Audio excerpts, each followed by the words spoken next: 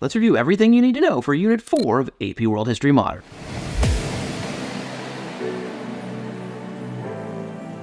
Before we get going, two things. First, everything we are about to discuss is happening simultaneously with Unit 3.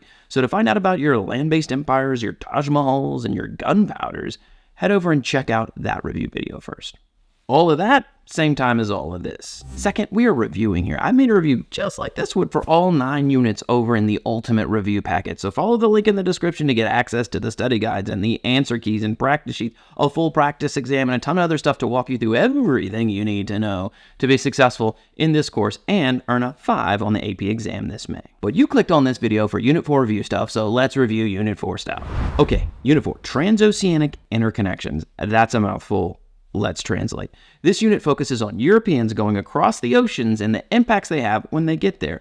Transoceanic Interconnections. Notice how we barely mentioned the Europeans so far? Like back in Unit 1, there was something about serfs and feudalism, and in Unit 2, there was that traveler Marjorie Kemp. Oh, and the bubonic plague, but that's about it. Well, that's about to change drastically. Unit 4 is the coming out party for the Europeans.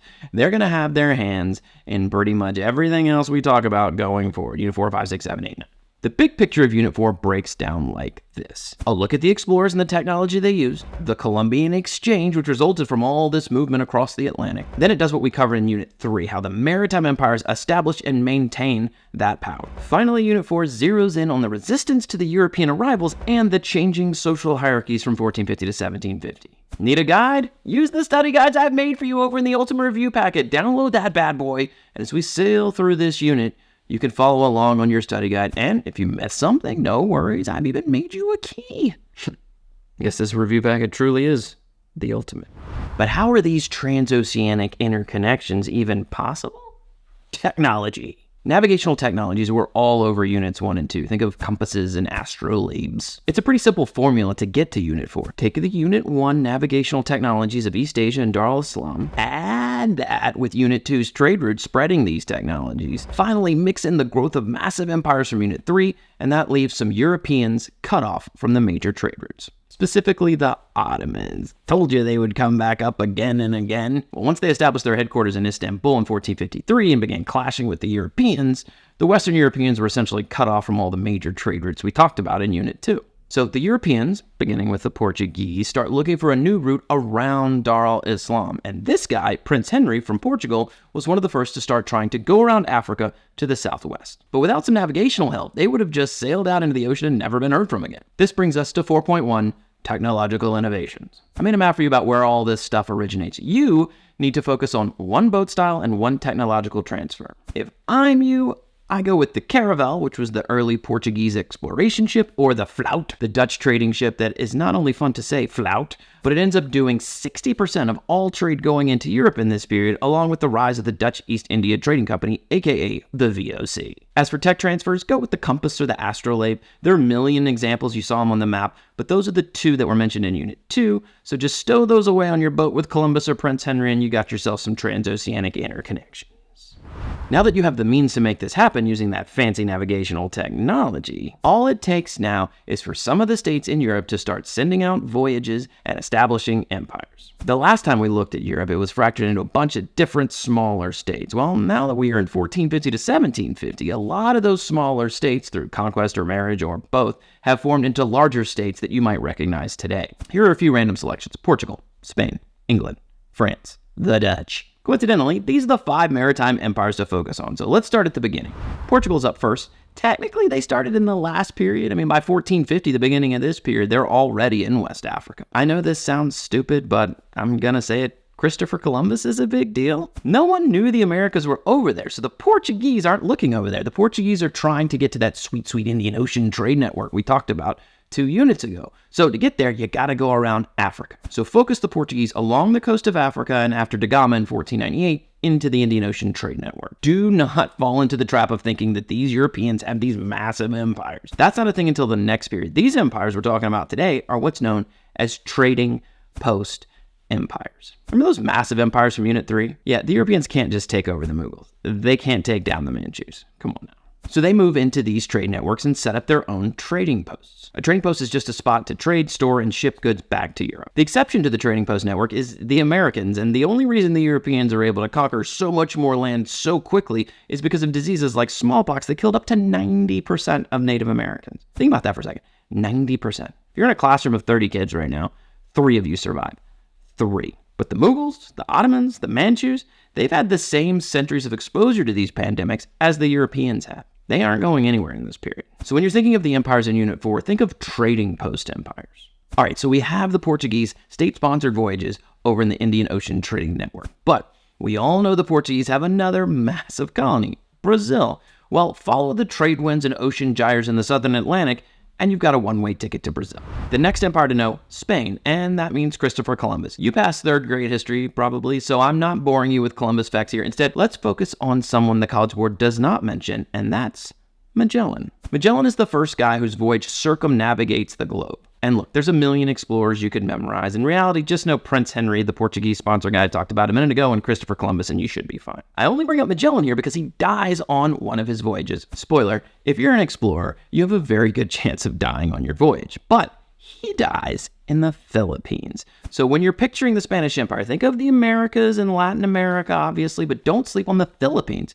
Guess who Philip was? Some Spanish king named Philip. So the Spanish and Portuguese are your 2 heaviest hitters in this period, colony-wise, 1450 to 1750, but there are a few others to know. The English and the French are both trying to find the Northwest Passage. That's like trying to make it to East Asia by sailing through Canada. Spoiler, you can't. So in this period, there are some English and French settlements in North America, but you don't want to be too far away from those main trade routes we've talked about. So the British, French, and Dutch all sponsored voyages that set up trading posts in the Indian Ocean Trading Network. Like most of AP World History, it's easy to get bogged down in the sheer amount of history here. Know the big 5 maritime empires, Portuguese, Spanish, English, French, and Dutch, and have an idea of where their trading posts are. Later in this unit, we'll take a deeper dive into what they're doing when they get to the Americas, Africa, and Asia. 4.3 is the Columbian Exchange. If I'm doing a top 5 sections to know for the entire course for all of AP World History, 4.3 might be the 1 seed. Turn up the volume on this for a second. The Columbian Exchange is always on the AP World History exam. I can't say that about Columbus. I can't say that about Hitler. I can't say that about almost anything else, but the Columbian Exchange is so important, so pervasive, like it affects almost everyone on the planet in some way. Having said that, it's a pretty simple idea. Think of the Columbian Exchange as the net result of the movement of peoples to areas where those people have not been before. And there's a ton of different definitions here. The original term was coined in the 1970s and originally referred to the biological transfer of plants, animals, and diseases. 2 parts of the world have been separated for millennia, and thanks to Transoceanic Interconnections, those parts were once again connected. Think of the Columbian Exchange in 2 ways, food and disease. The basic way to think of the foods part is Thanksgiving dinner came from the Western Hemisphere to the Eastern Hemisphere. Potatoes, tomatoes, turkey, chocolate, yams, corn, beans. The other direction, the Eastern Hemisphere to the Western Hemisphere, came livestock like cows and pigs, but also sugar and bananas. I mentioned this in Unit 2 and told you wouldn't remember this, but sugar is the driving force behind the transatlantic slave trade that we'll discuss in a minute.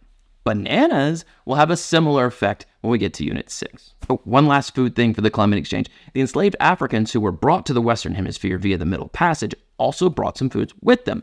These include foods like okra and rice, which brings up another point. When the new foods from Afro-Eurasia arrive in the Western Hemisphere, sugar, bananas, coffee, these will almost all be grown on plantations for mass production using coerced labor, which we will see again in a minute. They aren't crops. They're cash crops, grown for profit, not for sustenance. The other side of the Columbian Exchange, disease. The big killer here is smallpox. But as you can see on this map, there are a ton of them.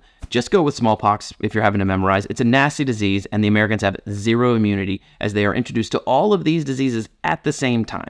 The Afro-Eurasians have been dealing with these diseases for millennia. For the Americans, they basically all got them on the same day. Okay, so we know the tech. We know where the maritime trading post empires are, and we know how the Columbian Exchange literally changed the planet for almost everyone. Now, Unit 4 takes a turn here. In 4.4, the focus shifts away from the Europeans to how all of this is affecting the rest of the world. First up, the logical reaction to all of these new interconnections, shut it down. Lock them out, or at the very least, restrict these Europeans from transforming maritime trade in your backyard. Our old friend the Manchus attempted to limit Europeans into just a few ports, while the final shogunate of Japan, the Tokugawa shogunate, went complete lockdown under a policy known as Sakoku, meaning locked country. No one in, no one else. And this isn't a knee-jerk reaction or some xenophobic hatred of foreigners. The Europeans are genuinely disruptive in China and Japan, and pretty much everywhere else for that matter. They bring their Christianity with them, which is not great when both China and Japan have emperors with some level of holy status, including being called the Son of Heaven. So Jesus as the Son of God is not going to play well there. But don't think of the Europeans like a plague destroying everything in their path. There are benefits of this expansion, of this global expansion of trade. We mentioned Prince Henry and the Portuguese and later English, French, and Dutch journeys around Africa. Take a look at this map. Some of those African states benefited from participating in the trading network. States like Congo or Asante grew in power and status as contacts with the West increased, despite the obvious horrors the transatlantic slave trade had on the people of West Africa. But it wasn't just West Africa. The Indian Ocean trade network continued to flourish. Don't think of the European empires as coming in and taking over. At this point, they're joining the pre-existing trade network and establishing their trading posts. Next period, Unit 6, completely different story. In the Western Hemisphere, the story of this unit is the story of coerced labor. Coerced is a fancy word for you not having an option. The biggest change here is the use of African chattel slavery being brought across the Middle Passage of the Atlantic system. Think of chattel like cattle, like you are literally property. This is just a review, so I can't go too long here, but this is a Holocaust level event. Like if I'm ranking the worst things ever, this is top 3 easy. Once in the New World, the enslaved people were put to work on plantations or haciendas where they were mass producing cash crops or even mining in the harshest conditions imaginable. One reason so many Africans were brought to the New World? The encomienda system, a system in which the Native Americans were forced into coerced labor by the Spanish and the Portuguese on plantations, was unable to keep up with the demand due to the 90% of the Native Americans succumbing to the Afro-Eurasian diseases, plus the Spanish outlawed the system due to the work of Spanish priest Bartolomé de las Casas. After coerced labor, the next big thing in this section is all about economics. I know, but this one isn't too bad. With the rise of absolutism in Europe,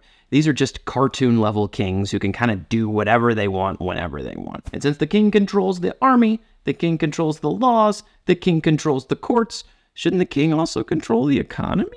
That's the goal of mercantilism. Mercantilism was the belief that the economy should only benefit the state, in this case, the monarchy. So you enforce a favorable balance of trade, meaning you get as many colonies as you can, you import all the raw materials and cash crops at cheap prices, and then you export them at high prices. And all of this is heavily regulated. No trade between colonies, no trade on foreign ships. You can't export any gold or any silver. All markets in the colonies are monopolies for the monarch. But what if I told you you could get in on this money-making operation?